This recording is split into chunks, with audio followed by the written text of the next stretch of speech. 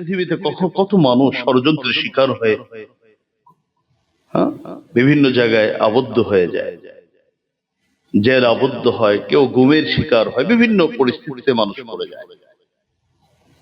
তখন সে কিভাবে আল্লাহর কাছে চাবে? হযরত ইউনূস আলাইহিস সালাতু ওয়াস সালামের মাধ্যমে আল্লাহ পৃথিবীর সকল মানুষকে শিখিয়ে দিলেন, তুমি আমার ইউনূসের মতো করে যদি চাও, তাহলে আমি যেভাবে ইউনূসকে সাহায্য করেছি তোমাকেও সেভাবে সাহায্য করব। লা ইলাহা ইল্লা আনতা সুবহানাকা ইন্নী কুনতু মিনাজ জালিমিন। আল্লাহর কোন মুসলিম বান্দা যদি হযরত ইউনূসের দোয়াটা করে, তার চাওয়া যতটাই অসম্ভব মনে হোক, আমি আল্লাহ তার চাওয়া পূরণ করব। রব্বি হাবলি মিন লাদুনকা যুররিয়াতান তাইয়্যিবা ইন্নাকা সামিউদ দুআ। রব্বি হাবলি মিন লাদুনকা যুররিয়াতান তাইয়্যিবা। হে রব, তুমি তোমার অনুগ্রহে, দেখেন চাচ্ছে কিভাবে, হে রব তুমি তোমার অনুগ্রহে তোমার পক্ষ থেকে আমাকে একটা পবিত্র, সৎ, নেক সন্তান তুমি আমাকে দান করো। রব্বি ইন্নী ওয়াহানাল আযমু মিন্নী ওয়াশতাআলার রাসু শাইবা ওয়ালাম আকুম বিদুআইকা রব্বি শাকিয়া। হে আমার রব, হে আমার লালন পালনকারী রব, তোমাকে আমি ডেকেছি আর আমি মাহরুম হয়েছি, তুমি আমার চাওয়া পূরণ করনি, আমাকে খালি হাতে ফিরিয়ে দিয়েছো, এমনটি তো কখনো হয়নি। আজকে বাহ্যিক ভাবে অবাস্তব হলেও আমি তো পূর্ণ আশাবাদী, তোমার কাছে তুমি দেওয়ার একমাত্র মালিক, তুমি আমাকে একটা নেক সন্তান দান করো। সন্তান না, সন্তান তো অনেকের 20টাও থাকে, কিন্তু সন্তানের মতো সন্তান তো একজনই যথেষ্ট। আল্লাহ রাব্বুল আলামিন বৃদ্ধ বয়সে হযরতে জাকারিয়াকে সন্তান দিলেন, এমন সন্তান যে সন্তান সারা পৃথিবীতে জাগরণ সৃষ্টি করেছে। হযরতে ঈসা দোয়া করলেন, ওয়ারযুকনা ওয়া আনতা খায়রুর রাযিকিন। আল্লাহ তুমি আমাদেরকে রিজিক দাও, তুমি সর্বোত্তম রিজিক দাতা। আল্লাহ রাব্বুল আলামিন রিজিক দিলেন, যেমন চাইলেন তেমন দিলেন। পৃথিবীর কোন মানুষের কাছে যেমন চায় মানুষ তেমনটা দিতে পারে না, আল্লাহ রাব্বুল আলামিন মানুষ যেমন চায় তেমনটাই দিতে পারে। মুহতারাম মুসল্লিয়ান, আমাদের আলোচ্য বিষয় ছিল বিভিন্ন পরিস্থিতিতে দুনিয়া এবং আখিরাতের একজন মানুষের জীবনে যে চাওয়াগুলো খুবই প্রয়োজনীয় এবং চাওয়াগুলো কম বেশি সবারই অত্যন্ত প্রয়োজনীয়, সেই চাওয়াগুলো নবীগণ, আল্লাহর প্রিয় মানুষগণ কিভাবে চেয়েছিলেন।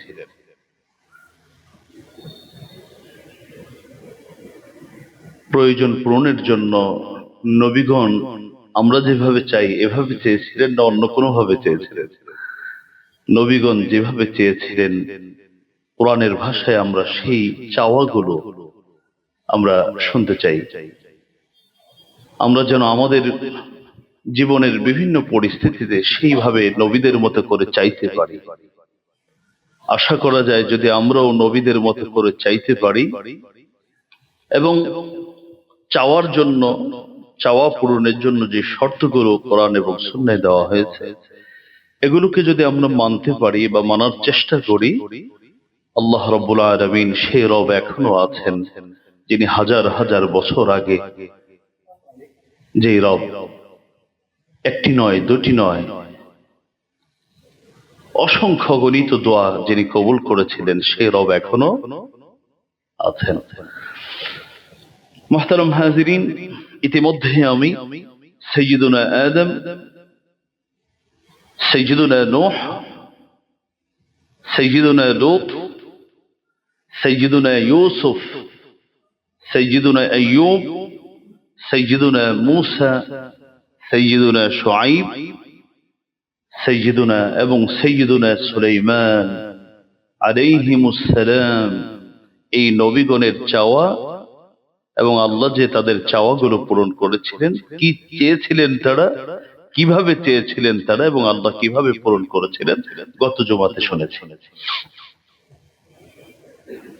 আসুন আজকে আমরা আরো কিছু নবী তাদের চাওয়া ধরন কি ছিল, কোন পরিস্থিতিতে তারা কিভাবে চেয়েছিলেন এবং আল্লাহ কিভাবে তাদের চাওয়া পূরণ করেছিলেন সেগুলো শুনে। নবীদের মধ্যে অত্যন্ত পরিচিত জলিলুল কদর একজন নবী হচ্ছেন সাইয়্যিদুনা ইউনুস আলাইহিস সালাতু ওয়াস সালাম। কুরআনুল কারীম সূরাতুল আম্বিয়া এর ৮৭ নং আয়াতে আল্লাহ রাব্বুল জলিল হযরতে ইউনুস আলাইহিস সালাতু ওয়াস সালাম কঠিন এক বিপদে পড়লেন এবং বিপদে পড়ে কিভাবে আল্লাহর কাছে চেয়েছিলেন, ভাষা কি ছিল, কোন পরিস্থিতিতে তিনি দোয়া করেছিলেন, কতটা ভয়ঙ্কর একটা পরিস্থিতিতে তিনি ছিলেন এবং আল্লাহ যে কিভাবে তাকে উদ্ধার করেছিলেন সেই ঘটনা সূরাতুল আম্বিয়ার ৮৭ নং আয়াতে সংক্ষিপ্ত ভাবে এবং অন্যান্য সূরার মধ্যে বিস্তারিত ভাবে আল্লাহ আলোচনা করেছেন।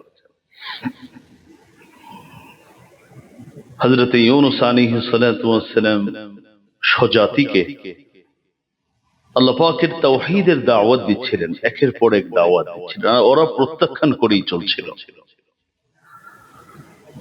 হযরত ইউনুস আলাইহিস সালাতু ওয়াস সালাম এক পর্যায়ে বললেন, দেখো তোমরা যদি এই দাওয়াত কবুল না করো আর নবীদের সাথে তোমাদের আচরণ যদি এত মন্দ হয় তাহলে আল্লাহর পক্ষ থেকে আযাব কিন্তু নেমে আসবে। যত যাই বলা হচ্ছে হযরত ইউনুস আলাইহিস সালাতু ওয়াস সালামের জাতি কথা শুনছে না। ওরা বলে, আযাবের কোন সিম্পটম পারলে বলো, দেখাও। হযরত ইউনুস আলাইহিস সালাতু ওয়াস সালাম বলে দিলেন, আযাব এর আলামত এমন এমন হবে।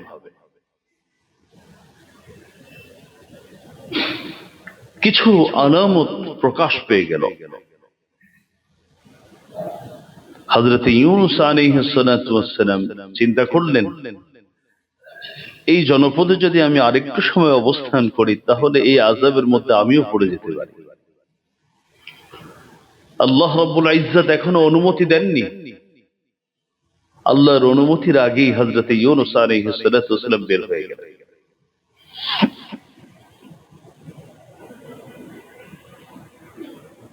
নিজ এলাকা ছেড়ে যখন নিরাপদ গন্তব্যে যাবেন তো পথিমধ্যে সমুদ্র, উঠে গেলেন কিস্তিতে, নৌযানে উঠে গেলেন। প্রচন্ড বেগে ঝড় উঠল। আমি অত্যন্ত সংক্ষেপে বলছি। মাঝি পরিষ্কার ভাবে জানিয়ে দিল যে এই ঝড়ের কবল থেকে যদি বাঁচতে হয় তাহলে তোমাদের মধ্যে একজনকে ফেলে দিতে হবে। কেউ স্বেচ্ছায় নামতে রাজি নয়। তাহলে লটারি করা হোক। লটারি করা হলো। লটারির মধ্যে নাম আসলো সাইয়্যিদুনা ইউনুস আলাইহিস সালাতু ওয়াস সালাম। লটারিতে নাম চলে আসলো হযরত ইউনুস। হযরত ইউনুসকে পানির মধ্যে, সমুদ্রের উত্তাল সমুদ্রের মধ্যে নিক্ষেপ করা হলো। লটারির মধ্যে নাম উঠালেন কে? আল্লাহ। ওদিক দিয়ে মাছকে বললেন, এই মাছ, যা আমার ইউনুসকে কষ্ট দিস না, নিজের ওদরে, নিজের পেটের মধ্যে তাকে তুমি গিলে ফেলো, নিয়ে নাও। হযরত ইউনুস আলাইহিস সালাতু ওয়াস সালামকে মাছ তার ওদরে, তার পেটের মধ্যে নিয়ে নিল। সময়টি ছিল রাত, অন্ধকার রাত। কোরআনে আসবে জুলুমাত, অনেক অন্ধকার। তিনটি অন্ধকার ছিল। একটি হলো সময়টি ছিল রাতের অন্ধকার, সমুদ্রের পানির নিচের অন্ধকার, মাছের পেটের ভিতরের অন্ধকার।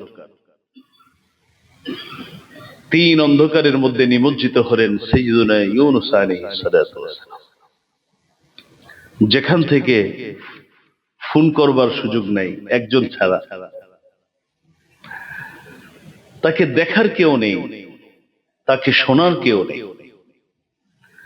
সেখান থেকে মুক্তি পাবার বাহ্যিক কোনো উপায় নেই।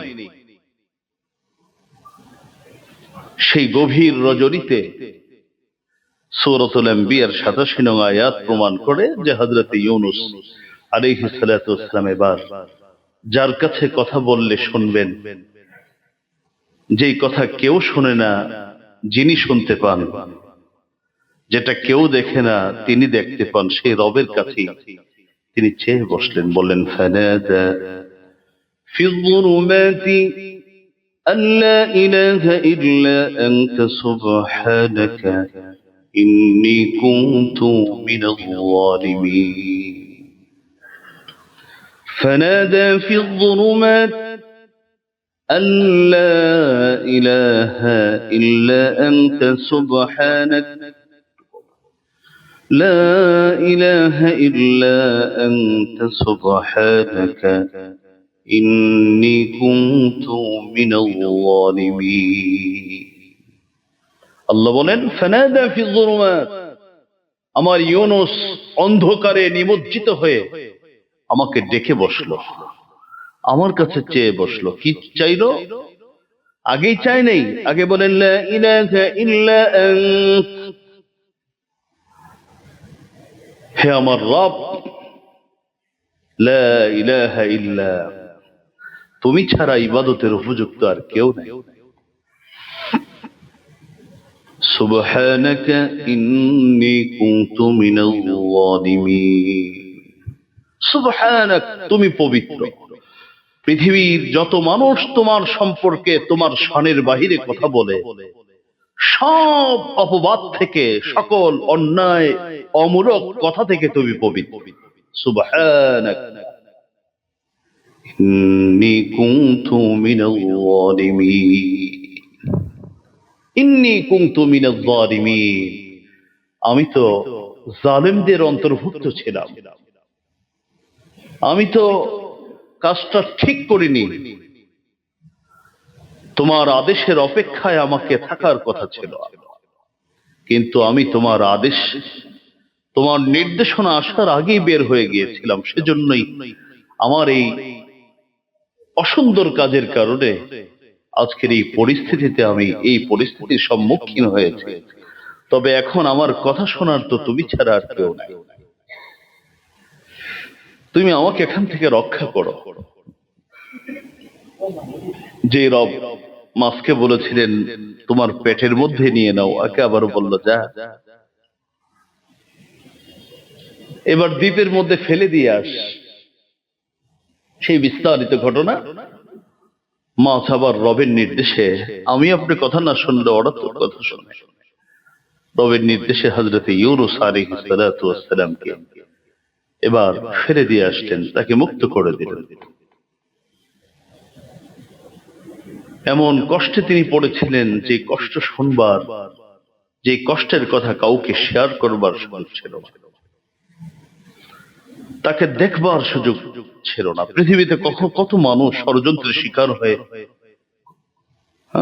বিভিন্ন জায়গায় আবদ্ধ হয়ে যায়, জেল আবদ্ধ হয়, কেউ গুমের শিকার হয়, বিভিন্ন পরিস্থিতিতে মানুষ পড়ে যায়।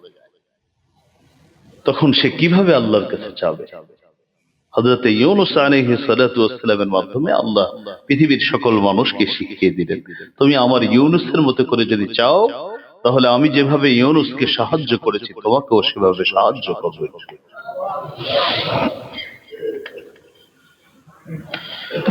তিরমিজি শরীফের হাদিস, হযরত সাদ রাদিয়াল্লাহু তাআলা আনহু থেকে বর্ণিত, নবী বলেন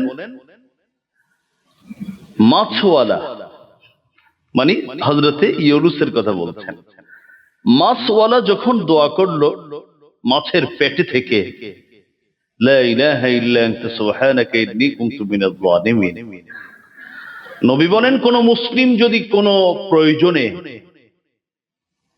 আল্লাহর কোন মুসলিম বান্দা যদি হযরতে ইউনূসের দোয়াটা করে, তার চাওয়া যতটাই অসম্ভব মনে হোক, আমি আল্লাহ তার চাওয়া পূরণ করব। তিরমিজি শরীফের হাদিস। আরেকজন নবী, নাম তার হযরত জাকারিয়া আলাইহিস সালাম, বুড়া হয়ে গেছেন, সন্তান নাই। যুবক বয়সে সন্তানের প্রয়োজন মানুষের অনুভব হয় না, সন্তানের প্রয়োজন অনুভব হয় বৃদ্ধ বয়সে। যে সকল সন্তান মা বাবার বার্ধক্যে, বৃদ্ধ বয়সে মা বাবার পাশে থাকতে পারে না। খুব রিসেন্টলি, অল্প কিছুদিন আগে একটি ঘটনা শুনে কলিজাটা দুমড়ে মুচড়ে উঠেছিল। হয়তো একটি ঘটনা আমাদের চোখের সামনে আসছে, এমন হাজার ঘটনা প্রতিনিয়ত আমাদের সমাজে ঘটে যাচ্ছে।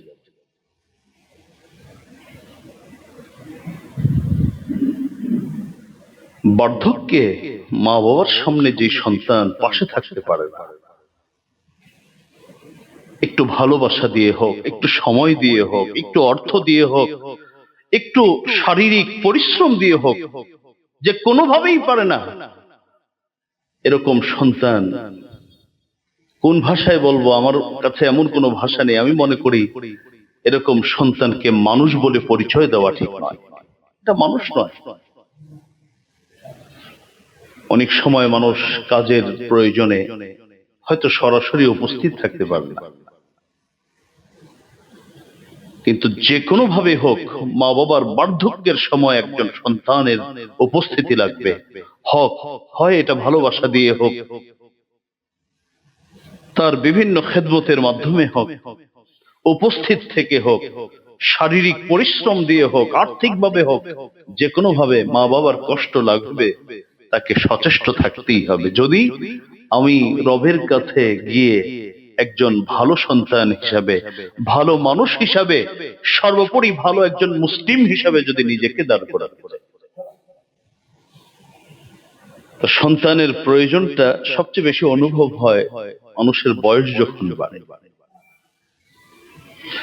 হযরত জাকারিয়া আলাইহিস সালাম নিঃসন্তান, যুবক বয়সে সন্তানের প্রয়োজনীয়তা খুব বোঝেন নাই,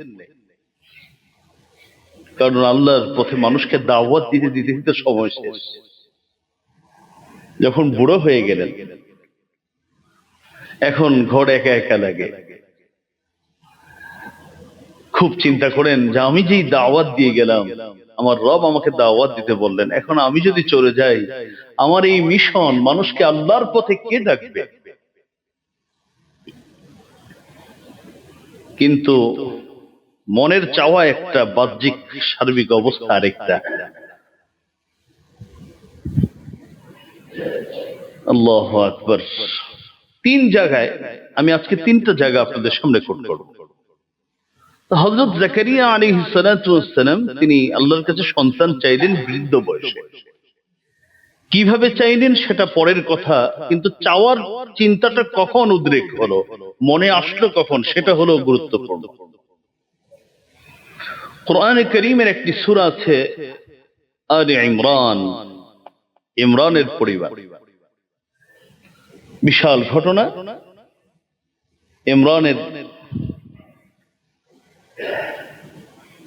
স্ত্রী, ইমরানের পরিবার মান্নত করে বসলো যে আল্লাহ, আমার পেটের যে সন্তান, এই সন্তান কিন্তু আমি তোমার মসজিদের খাদেম হিসেবে ওয়াকফ করে দিলাম। ইন্নী নাযারতু লাকা মা ফি বাতনি মুহাররারা ফাতাকাব্বাল মিন্নি, কবুল করে নাও, আমার এই চাওয়া তুমি কবুল করো। আল্লাহ চাওয়া কবুল করলেন, খাদিম হিসাবে কবুল করলেন, তবে খাদেম না, খাদিমা হিসাবে কবুল করলেন। অর্থাৎ পেটের সন্তান কিন্তু কি হলো না, ছেলে হলো না, আল্লাহ মেয়ে সন্তান দান করলেন। মা তার মেয়ে সন্তানকে আল্লাহর জন্য ওয়াকফ করে দিলেন। এবার মেয়ে সন্তান মসজিদের খাদেমা হবে, তাদের অভিভাবকত্ব করার জন্য লোকের প্রয়োজন। কে তার অভিভাবকত্ব করবে এই ছোট বাচ্চার?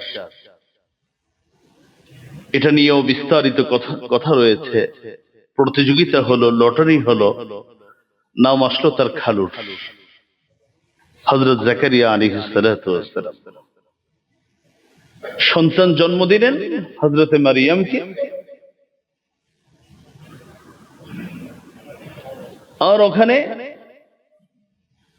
অভিভাবকত্ব আল্লাহ রাব্বুল আলামিন ফিরিয়ে দিলেন তার খালুর কাছে, অর্থাৎ ভাগ্নির দায়িত্ব আল্লাহ তার খালুর কাঁধে উঠিয়ে দিলেন। এবার খালু শতভাগ দায়িত্ব পালন করছেন। তো বিভিন্ন সময় তার ইবাদতখানায় যেতেন, গিয়ে দেখতেন ভাগ্নি এত মজাদার ফল ফ্রুটস খাচ্ছে, ফল ফলাদির অভাব নাই, রকমারি ফল ফলাদি, যেটা অর্থাৎ সিজন ছাড়া ফল ফলাদি তার সামনে ভরপুর। জিজ্ঞেস করলেন, আন্না লাকি হাযা, এই ফল ফলাদি তুমি কোথা থেকে পাও? قالت هو من عند الله قالت هو من عند الله إن الله يرزق من يشاء بغير حساب। তিনি জবাব দিলেন, আমি পাবো কোত্থেকে, আমি তো নিরীহ মানুষ, এটা আমার আল্লাহর তরফ থেকে আমার কাছে আসে। হযরতে জাকারিয়ার মধ্যে তাফসীর ইবনে কাসীরের মধ্যে এসেছে যে হযরতে জাকারিয়ার অন্তরের মধ্যে এবার একটা কথা জাগলো, হায় হায়, সিজন ছাড়া এত ফল ফলাদি যে আল্লাহ দিতে পারে, আমার সন্তানের সিজন নাই, বয়স নাই, ঠিক আছে, আমাকে তো আল্লাহ সন্তানও দিতে পারে, আমি চাই না কেন? এবার তিনি চাওয়া শুরু করলেন। সূরা আলে ইমরানের 38 নং আয়াতে এসেছে যে তিনি চাইলেন, কিভাবে চাইলেন? রব্বি হাবলি মিন লাদুনকা যুররিয়াতান তাইয়্যিবা ইন্নাকা সামিউদ দুআ। রব্বি হাবলি মিন লাদুনকা যুররিয়াতান তাইয়্যিবা, হে রব, তুমি তোমার অনুগ্রহে, দেখেন চাচ্ছে কিভাবে, হে রব, তুমি তোমার অনুগ্রহে, তোমার পক্ষ থেকে আমাকে একটা পবিত্র, সৎ, নেক সন্তান তুমি আমাকে দান করো। আমাকে মেয়ে দিও, আমাকে ছেলে দিও, এভাবে চান নেই। কি চাইলেন? আমাকে একটা সৎ, নেক, পবিত্র সন্তান দান করো। ইন্নাকা সামিউদ দুআ, কারণ তোমার একটা শান হলো তুমি মানুষের চাওয়া শোনো, পূরণ করো। তাহলে যেহেতু তুমি সবার কথা শোনো, এজন্য আমি তোমার কাছেই সরাসরি নক দিলাম। সূরা আলে ইমরানের 38 নং আয়াত। সূরাতুল আম্বিয়া 89 নং আয়াতে আল্লাহ বলেন হযরতে জাকারিয়ার কথা। হযরতে জাকারিয়া দোয়া করছেন আলাইহিস সালাতু ওয়াস সালাম, রব্বি লা তাযরনি ফারদা, রব্বি লা তাযরনি ফারদা ওয়া আনতা খায়রুল ওয়ারিসিন। হে আমার রব, লা তাযরনি ফারদা, এই বৃদ্ধ বয়সে আমাকে তুমি একাকী ছেড়ে দিও না, আমাকে এরকম নিঃসন্তান রেখো না, আর সহ্য হয় না। সব থেকে বড় কারণ সহ্য না হওয়ার, আমার জীবনটা তো তোমার রাহে আমি কুরবান করে দিলাম, তবে তোমার এই মিশনটা দেখার জন্য একটা সন্তান দরকার। ব্যবসা বাণিজ্য, চাকরি বাকরি না, আমার মূল যেই আদর্শ, এই আদর্শ যেন সমাজে আমার আদর্শের কথা বলার মতো একটা লোক দরকার। তুমি সর্বোত্তম উত্তরাধিকারী, তুমি তো উত্তরাধিকার বানাও, আমাকে দাও না একটা। সূরাতুল আম্বিয়া 89 নং আয়াত। আর সূরাতুল মারইয়ামের শুরুতেই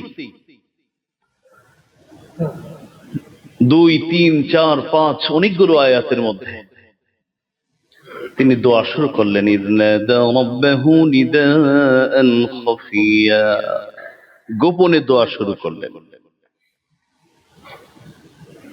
আল্লাহ নবী মুহাম্মদ সাল্লাল্লাহু আলাইহি সাল্লামকে বলেন, এই নবী মুহাম্মদ, বন্ধু আমার, স্মরণ করুন ওই সময়ের কথা যখন জাকারিয়া নীরবে নিভৃতে একাকী আমাকে ডেকে বসল, কিভাবে দোয়া করে দেখেন। إذ نادى ربه نداء خفيا قال رب إني وهن العظم مني واشتعل الرأس شيبا ولم أكن بدعائك رب شقيا رب إني وهن العظم مني واشتعل الرأس شيبا ولم أكن بدعائك رب شقيا হে আমার রব, হে আমার লালন পালনকারী রব, ইন্নী ওয়াহানাল আযমু মিন্নি, আমার শরীরের হাড়গুলো দুর্বল হয়ে গেছে। যার উপর আমি দাঁড়িয়ে থাকতাম, যেই হাড় দিয়ে তুমি আমাকে শক্তিশালী করেছিলে, এখন তো এগুলো দুর্বল হয়ে পড়েছে। ওয়াশতাআলা আর-রাসু শাইবা, উপরে নিচে যেদিকে তাকাই সব সাদা হয়ে গেছে, চুলও সাদা, দাড়িও সাদা, সব সাদা, পশমগুলো পর্যন্ত, ভুরু পর্যন্ত সাদা হয়ে গেছে। ওয়ালাম আকুম বিদুআইকা রাব্বি শাকিয়া, তবে তোমাকে আমি ডেকেছি আর আমি মাহরুম হয়েছি, তুমি আমার চাওয়া পূরণ করনি, আমাকে খালি হাতে ফিরিয়ে দিয়েছো, এমনটি তো কখনো হয়নি। আজকে বাহ্যিকভাবে অবাস্তব হলেও আমি তো পূর্ণ আশাবাদী, তোমার কাছে তুমি দেওয়ার একমাত্র মালিক, তুমি আমাকে একটা নেক সন্তান দান করো। বিস্তারিত কথা হযরত জাকারিয়া দোয়া করলেন, আল্লাহ বললেন, জাকারিয়া আমি তোমার চাওয়া পূরণ করলাম, তবে আমি যে সন্তান দিব এই সন্তানের নাম তোমাকে গুগলে সার্চ দিয়ে বের করা লাগবে না, আমি নিজে রেখে দিচ্ছি। ইসমুহু ইয়াহইয়া ইয়া জাকারিয়া ইন্না নুবাশশিরুকা বিগুলাম ইসমুহু ইয়াহইয়া লাম নাজআল লাহু মিন ক্বাবলু সামিয়া। হে জাকারিয়া, আমি তোমাকে একটা সন্তানের সুসংবাদ দিচ্ছি, ছেলে সন্তানের।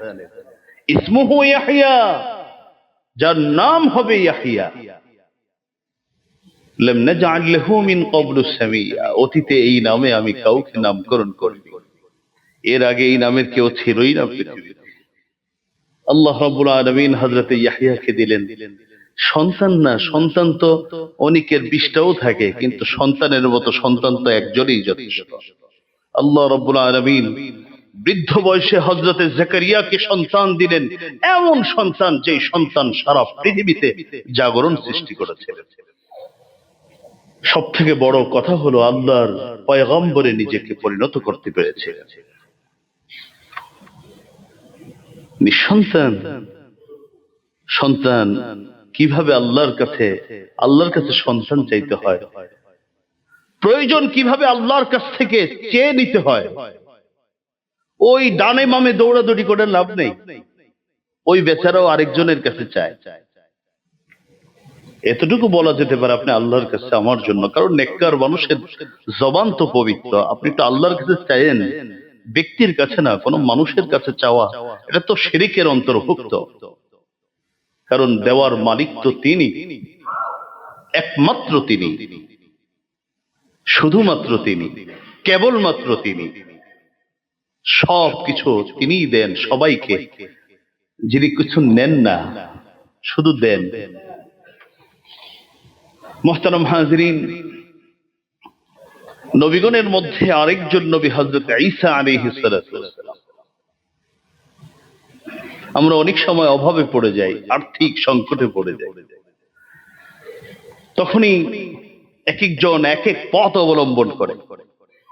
না, একটা পথ আছে, আর্থিক কষ্ট করার পরেও, পরিশ্রম করার পরেও যদি আমার আর্থিক যোগান আমি দিতে না পারি, আমার অনটন অভাব যদি থেকেই যায়, তখন আমাকে ডান বামের পথ আমি অবলম্বন করব না। আমার জন্য একটা পথ আবার আল্লাহ শিখিয়ে দিয়েছেন হযরত ঈসা আলাইহিস সালাতু ওয়াস সালামের মাধ্যমে। হযরত ঈসা আলাইহিস সালাতু ওয়াস সালামের কিছু শুভাকাঙ্ক্ষী হাওয়ারিয়িন ছিলেন। তারা খুব বিশ্বস্ত অনুসারী এবং তার মিশনকে এগিয়ে নেবার জন্য যারা সাহায্য করতেন, এই হাওয়ারিজিনরা একদিন বলল, আচ্ছা আমরা তো আল্লাহকে মানি, বিশ্বাস করি, তবে আমাদের মনের চাওয়া হলো যে আমাদের সামনে যদি আল্লাহর পক্ষ থেকে একটা দস্তরখান চলে আসে, খামচা ভর্তি একটা ডালা যদি চলে আসে, ডালা তো চিনেন খুব ভালো করে, আহারে কত সাজায় দেয় আর খাই। এই পৃথিবীর মানুষ শিখলো কোথা থেকে? কোরআন থেকে। খামচা ভর্তি, ডালা ভর্তি খাবার, দস্তরখানে ভরপুর খাদ্য, এমন একটা দস্তরখানকে আল্লাহ তাআলা উপর থেকে সরাসরি ফেলতে পারে না, নামাইতে পারে না? হযরত ঈসা বললেন পারে, অবশ্যই পারে। তাহলে একটু আপনি দোয়া করলেই তো আল্লাহ শুনবে, আপনি একটু আল্লাহর কাছে চান। আল্লাহু আকবার। সূরাতুল মাঈদা 114 নং আয়াত। ক্বালা ঈসা ইবনে মারইয়াম আল্লাহুম্মা রাব্বানা أنزل علينا مائدة من السماء تكون لنا عيدا لأولنا وآخرنا وآية منك وارزقنا وأنت خير الرازقين وارزقنا وأنت خير الرازقين حضرت عيسى বললেন, রব্বানা আনজিল আলাইনা মাইদা, হে রব তুমি আসমান থেকে দস্তরখান ভর্তি খাবার আমাদের জন্য নাযিল করো, যেটা দেখলে আমাদের মন ভরে যাবে, খুশি হয়ে যাবে। বড় আয়াত। শেষের কথা হলো হযরত ঈসা দোয়া করলেন, ওয়ারযুকনা ওয়া আনতা খায়রুর রাযিকিন, আল্লাহ তুমি আমাদেরকে রিজিক দাও, তুমি সর্বোত্তম রিজিক দাতা। আল্লাহ রাব্বুল আলামিন রিজিক দিলেন, যেমন চাইলেন তেমন দিলেন। পৃথিবীর কোন মানুষের কাছে যেমন চায় মানুষ তেমনটা দিতে পারে না। আল্লাহ রাব্বুল আলামিন মানুষ যেমন চায় তেমনটাই দিতে পারেন। হযরত ঈসা আলাইহিস সালাতু ওয়াস সালামকে আল্লাহ রাব্বুল আলামিন বাহ্যিকভাবে অবাস্তব কিন্তু আসমান থেকে যেভাবে চাইলেন ঠিক ওভাবে খাদ্য পাঠিয়ে দিলেন। রিজিকের অভাব হলে 2 রাকাত সালাতুল হাজত পড়ে সিজদার মধ্যে গিয়ে বলবেন না, আল্লাহুম্মা রযুকনা, হে আল্লাহ আমাদেরকে একটু রিজিক দাও, ওয়া আনতা খায়রুর রাযিকিন, তুমি তো সর্বোত্তম রিজিক দাতা। আর একটু পারলে এড করবেন, আল্লাহুম্মা রযুকনা ওয়ারযুকিল মুসলিমিন, আল্লাহ শুধু আমগো এই পরিবারের পাশার জন্য না, গোটা মুসলিম উম্মাহকে তুমি রিজিক দিয়ে ভরপুর করে দাও। কারণ তোমার খাদ্য ভান্ডারে তো কোনো কিছুর অভাব নেই, দিবা না কেন? তুমি তো নিজে খাও না, এমন না যে তোমার পরবর্তী কোন প্রজন্ম আছে এদের জন্য জমা করে রাখো, দাও আমাদেরকে। সুতরাং কখনো যদি অভাব অনটনের সম্মুখীন হই, তখন আমাদের জন্য ডান বামের পথ এটা অবৈধ, ওদিকে আমি যাব না। আমার একজনের কাছে চোখের পানি ফেলে দিয়ে বলতে হবে, ওয়ারযুকনা ওয়া আনতা খায়রুর রাযিকিন। হযরত ঈসা আলাইহিস সালাতু ওয়াস সালামের মাধ্যমে আল্লাহ আমাকে আপনাকে শিক্ষা দিলেন কিভাবে রিজিক চাইতে হয়। নবীদের মধ্যে আরেকজন নবী হচ্ছেন হযরত ইব্রাহিম আলাইহিস সালাতু ওয়াস সালাম। আল্লাহু আকবার। পৃথিবীতে আল্লাহর দুজন বন্ধু আছেন, একজন হচ্ছেন হযরত ইব্রাহিম, আরেকজন হলেন মুহাম্মদুর রাসূলুল্লাহ সাল্লাল্লাহু আলাইহি ওয়াসাল্লাম। একজনকে বলা হয় খলিলুল্লাহ, খলিল বন্ধু, আরেকজন হলো হাবিবুল্লাহ। আল্লাহু আকবার। হযরত ইব্রাহিম আলাইহিস সালাতু ওয়াস সালাম কোরআনে যেদিকে তাকাবেন শুধু তার দোয়া। আমি তার কয়েকটি নির্বাচিত দোয়া আপনাদের কাছে পেশ করছি। তিনি সর্বপ্রথম রবের নির্দেশে যখন হযরতে হাজেরা আলাইহিস সালাতু ওয়াস সালাম থেকে আল্লাহ সন্তান দিলেন ইসমাঈলকে, তখন তিনি কি করলেন? নিয়ে গেলেন কোথায়? রবের নির্দেশে পবিত্র মক্কা নগরীতে নিয়ে গেলেন। তখন কিন্তু নগরী ছিল না, তখন ছিল জনমানবহীন একটি মরুভূমি, কিছু উপত্যকা, না আছে কোনো তরুলতা, না আছে কোনো গাছপালা, না আছে কোনো পানীয়, না ছিল কোনো খাদ্য, কোনো কিছুই ছিল না। তখনও বাইতুল্লাহর শেপ আসেনি, কারণ আগেই তো প্লাবনে সব ধ্বংস হয়ে গেছে। চিহ্ন আছে। হযরত ইব্রাহিম আলাইহিস সালাতু ওয়াস সালাম সন্তানদেরকে রেখে আসছেন, পরিবারকে রেখে ফিরে আসছেন রবের নির্দেশে। এখন এরা খাবে কি, থাকবে কেমন করে? একাকী মানুষ তো বসবাস করতে পারে না, পাগল হয়ে যাবে মানুষ। হযরত ইব্রাহিম আলাইহিস সালাতু ওয়াস সালাম এবার দোয়া করলেন, সূরাতুল বাকারা 26-27। তিনি দোয়া করলেন, রব্বি জাআল হাযা বালাদান আমিনা وإذ قال إبراهيم رب اجعل هذا بلدا آمنا وارزق أهله من الثمرات من آمن منهم بالله واليوم الآخر الله أكبر। তিনি দোয়া করলেন, আল্লাহ বলেন, হে নবী মুহাম্মদ সাল্লাল্লাহু আলাইহি সাল্লাম, আপনি স্মরণ করুন ইব্রাহিমের কথা। যখন ইব্রাহিম আমার কাছে চেয়েছিল, কিভাবে চেয়েছিল জানো? হে রব, হে আমার লালন পালনকারী সত্তা, ইজআল হাযা বালাদান আমিনা, আমি যে আমার এই সন্তান, আমার স্ত্রীকে রেখে যাচ্ছি নগরী, মক্কা নগরীতে, এই নগরীটাকে তুমি নিরাপদ বানায় দাও। আমি আপনাদের বিবেকের কাছে একটা প্রশ্ন রাখবো, আসুন তো একটু লক্ষ্য করে দেখুন তো, এই দেশে প্রায় 17-18 কোটি মানুষ বা কিছু কম বেশি হতে পারে। আমরা কজন মানুষ আছে আমার দেশটা নিরাপদ হোক, নিরাপদ থাকুক, খালি চাই। কিছু যিনি নিরাপত্তা দেওয়ার মালিক, যিনি ভূমিকম্প থেকে বাঁচানোর মালিক, যিনি ভূমিধস থেকে বাঁচানোর মালিক, যিনি বিভিন্ন গজব থেকে বাঁচানোর মালিক, সেই রবের কাছে আমি কদিন কবার আল্লাহর কাছে, সেই রবের কাছে একটু নিরাপত্তা চেয়েছি। কিছু হইলে রাস্তায় নামে, ওই বেচারা করবে কি? আরে আমার তো সমস্যা একটা, ওনার তো সমস্যা হাজার। এগুলি দিয়ে সমাধান হয় না।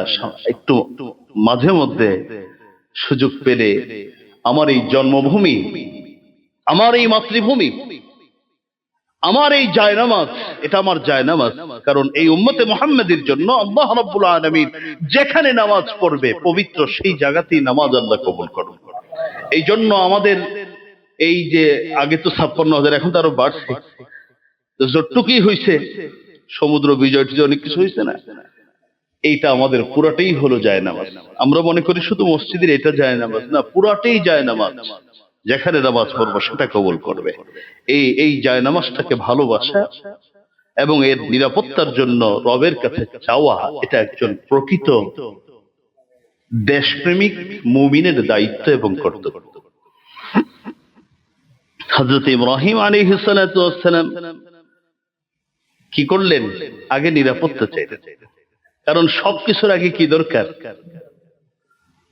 ঘর থেকে বের হইছে, গুম হয়ে গেছে, ঘর থেকে বের হইছে ইটা দিয়ে ওই যে আঘাত করে ওখান থেকে ছিনতাই হইছে। নিরাপত্তা না থাকলে মানুষ কিভাবে কাজ করবে? এজন্য যারা দায়িত্বে আসবে তার সর্বপ্রথম দায়িত্ব হলো সমাজের মধ্যে পূর্ণাঙ্গ সকলের জন্য নিরাপত্তা প্রতিষ্ঠা করা। কিছু বিশেষ মানুষের জন্য না, সকল মানুষের জন্য নিরাপত্তা প্রতিষ্ঠা করা। হযরত ইব্রাহিম দোয়া করলেন, আগে নিরাপদ বাড়াও, আগে জানেন নিরাপত্তা, এরপরে খাদ্যের নিরাপত্তা চাইলেন। وَإِذْ قَالَ إِبْرَاهِيمُ رَبِّ اجْعَلْ هَذَا بَلَدًا آمِنًا وَارْزُقْ أَهْلَهُ مِنَ الثَّمَرَاتِ مَنْ آمَنَ مِنْهُمْ بِاللَّهِ وَالْيَوْمِ الْآخِرِ। আল্লাহ, এই নগরবাসী যারা হবে, এই নগরে যারা অবস্থান করবে, অধিবাসী হবে, তারা যদি তোমার প্রতি আর তোমার আখিরাতের প্রতি বিশ্বাস করে, তাহলে তাদের রিজিকের দায়িত্বটা তোমার কাঁধে উঠায় না।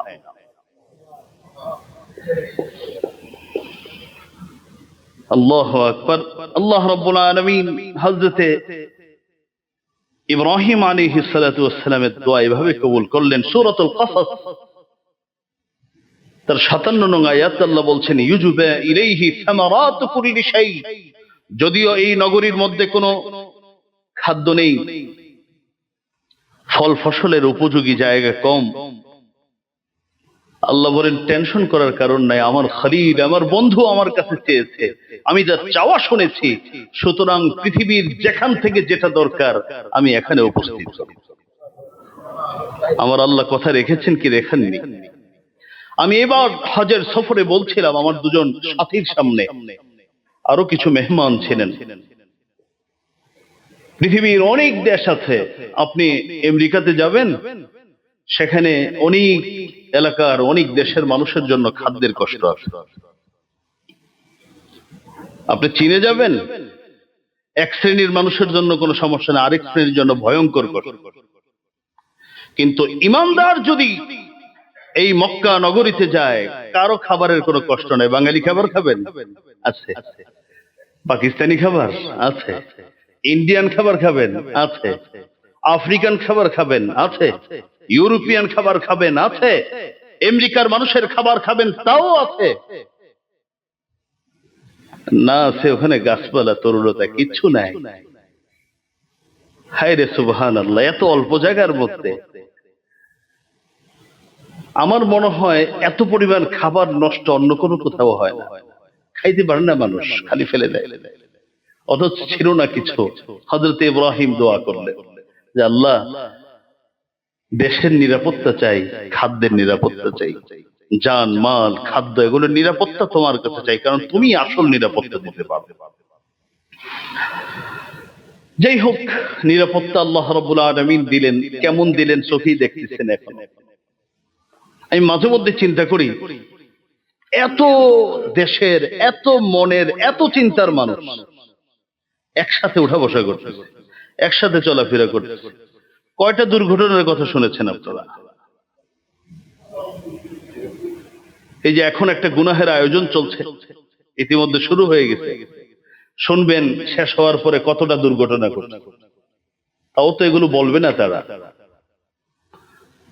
20-50 লাখ 10 লাখ লোক হইলে হায় রে দুর্ঘটনার পরে দুর্ঘটনা। কিন্তু ওখানে যে আজকে হাজার হাজার হাজার বছর যাব, কত ধরনের মানুষ দুর্ঘটনা যদি হিসাব করা হয় নাই বললেই চলে। আল্লাহ পাক নিরাপত্তা দিলেন, কারণ উনি তো নিরাপত্তা যিনি দেওয়ার আসল মালিক, তার কাছে চেয়েছে। হযরত ইব্রাহিম আলাইহিস সালাতু ওয়াস সালাম, আমরা অনেক সময় ভালো কাজ করি, নিজের কাজের উপর নির্ভরশীল হয়ে যাই। না, আমি সদকা করতে পেরেছি, আমি নামাজ পড়তে পেরেছি, আমি যাকাত দিতে পেরেছি, আমি হজ করতে পেরেছি, আমি মানুষের কোনো উপকারে আসতে পেরেছি, এটা আমার কৃতিত্ব নয়। কাজটা করার পরে রবের কাছে সারেন্ডার করতে হবে। কিভাবে? আল্লাহ শিখায় দিলেন হযরত ইব্রাহিমের মাধ্যমে। তিনি দোয়া করলেন, ওয়াইদ ইয়ারফাউ ইব্রাহিমুল কওয়াইদা وَإِذْ يَرْفَعُ إِبْرَاهِيمُ الْقَوَاعِدَ مِنَ الْبَيْتِ وَإِسْمَاعِيلُ رَبَّنَا تَقَبَّلْ مِنَّا إِنَّكَ أَنْتَ السَّمِيعُ الْعَلِيمُ।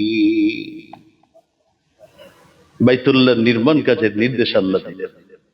যখন হযরত ইসমাইল বয়স হয়ে গেল, ভালো শক্তি সামর্থ্য যুবক হয়ে গেল, বাবা ইব্রাহিম বললেন, আয় বাপ পোলা মিলে একটা কাজ করি। আল্লাহ একটা হুকুম দিয়েছেন, সেই হুকুমটা হলো বাইতুল্লাহকে সংস্কার করা। এবার বাপ ছেলে মিলে আল্লাহর কুদরতি চলন্ত লিফট, পৃথিবীর মানুষ লিফট চোখে দেখলো, লিফট কেমনে বানাইতে হয়। মাকাম ইব্রাহিম হাদিসের মধ্যে আসছে, তাফসীরের কিতাবের মধ্যে আসছে, উপরে ওঠার লাগে সুইচ টিপ দেওয়া ছাড়াই ওঠে, ডানে যাওয়া লাগে, বামে যাওয়া লাগে, কোনো সুইচ টিপ দেওয়া লাগে না। আরে আমরা তো ১,৫০০ বছর পরে টিপাটিপি করে এরপর উপরে উঠি, তাও আবার মাঝখানে কি করে হঠাৎ করে বন্ধ হয়, ধাক্কা দেয়। হায় রে কি ভয় ভীতি! কত মানুষকে দেখলাম লিফটে উঠতেছে না, করে খুব বড় বিপদ। আল্লাহ রাব্বুল আলামিন হাজার হাজার বছর আগে এক কুদরতি লিফট মাকাম ইব্রাহিম দিয়ে দিলেন। বাপ ছেলে মিলে এবার উঠে নামে, ডানে যায় বামে যায়, বাইতুল্লাহ নির্মাণ কাজ সম্পন্ন করবেন। আরে সামান্য গুলশানের মসজিদের খেদমত না, আর ওই ডান বামের একটা মাদ্রাসা, একটা মানব সেবা নয়। স্বয়ং আল্লাহ রাব্বুল আলামিন বাইতুল্লাহ নির্মাণ করলেন, শুধু টাকা দিয়ে নয়, নিজে শ্রম দিয়ে করলেন। পুরাটা পরিবার এই বাইতুল্লাহর কাজে নিয়োজিত হলেন। কাজটা শেষ করার পরে আল্লাহর কাছে কেঁদে দিয়ে বললেন, রব্বানা রব্বানা তাকাব্বাল মিন্না ইন্নাকা আনতাস সামিউল আলিম। হে আমার রব, আমার এই ক্ষুদ্র প্রচেষ্টাকে তুমি কবুল করো। ইন্নাকা আনতাস সামিউল আলিম, তুমি তো সব দেখো, আমি আমার ভিতরের সবকিছু দিয়ে করেছি, তুমি তো সব জানো, তুমি আমার অন্তরের খবর জানো, আমি কি নিয়তি করেছি, কি উদ্দেশ্যে করেছি, তুমি এটা কবুল করো। ইবাদত শুধু করলেই হবে না, জীবনের প্রতিটি নেক আমল যেন আল্লাহ কবুল করে নেয়, এই জন্য দোয়া করতে হবে, প্রতিদিন দোয়া করবে। আমি চেষ্টা করি আমার প্রতিটা দোয়ার মধ্যে আল্লাহ জীবনের সবগুলো নেক আমল কবুল করো। এমনও হতে পারে আমার 40 বছর আগের, 30 বছর আগের, 50 বছর আগের যে ইবাদত ঝুলন্ত ছিল, আল্লাহ হয়তো সেটাকে দোয়ার বরকতে কবুল করে দিবেন।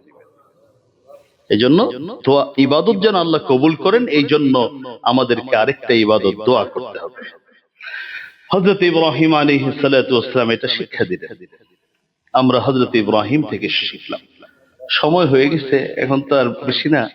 হযরত ইব্রাহিম আরো কি বিশেষ দোয়া করেছিলেন, এবং আমাদের নবী, আমাদের আরো কয়েকটা পর্ব আছে, একটু শুনে নেন।